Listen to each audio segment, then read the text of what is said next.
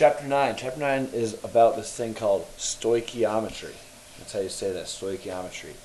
We're going to show you how to use stoichiometry using mole ratios, and then we're also going to talk about learning how to do limiting reactants, measuring the expected product, and then calculating percent error in experiment. Those are the three things. This right now is just going to show you all about stoichiometry though.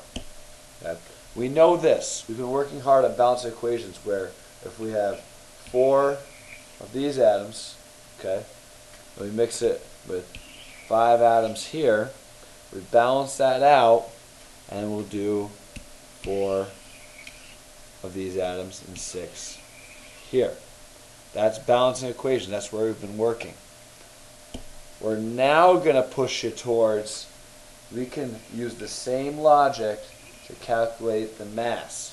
Where if I know how much mass I add in here, I can calculate how much mass I should get out from the reactant. You've already done a lot of this. You've already done kind of composition stoichiometry from chapter 3. That's where we started our train tracks talking about what reactants are made of and what compounds are made of. So we've already done some of this. It's the same skills. As you see here, stoichiometry problems. You're going to have your train track and your flow. We have one new step. So we go from grams of compound A to moles of compound A. You know how to do that. You use the formula mass of compound A. You know how to go from moles to grams, again using the formula mass. This here is now the new step that we have. It's the only new part. We're using mole ratios between 2 different compounds. If you want, this is a good thing to have in your notes. This whole thing here, when we're doing our train tracks, that's going to be your new top side of your conversions. Remember the conversion factors. So we know if a mole of aluminum oxide equals 101.96 grams of aluminum oxide, we can write it like this. We can write 1 mole over 101.96 grams, or 101.96 grams over 1 mole.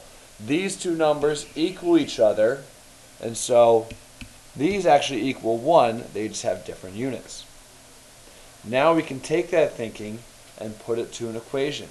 If we have a 2 in front of aluminum oxide, that's 2 moles of aluminum oxide is equal to 4 moles aluminum. And you know you get those numbers from balancing. So if we have this equation here, these two numbers are equivalent. 2 moles of aluminum oxide equals 4 moles of aluminum in the reaction. So then we can use the same logic to write it just as we did before. Okay, we can write 2 over 4 or 4 over 2. It doesn't matter because they can equal 1. The way they equal 1 is they have different units. We can answer questions like this. If you're decomposing aluminum oxide, which is the reaction we just showed you, how many grams of aluminum are produced? We're going to show you how to do this, but this is the full solution. You write out the equation. You start grams A. You go to moles A using formula mass.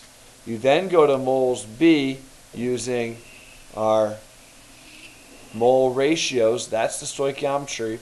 And then you go to grams B. And if you cancel that out, as we have here, I multiply across the top, divide the bottom, divide the bottom, divide the bottom, as I've written out here, nice and color-coded for you. You end up with 21.4 grams aluminum. So what this sentence tells you is, if you have this reaction here, and you put in 40.5 grams aluminum oxide, you will get out 21.4 grams aluminum.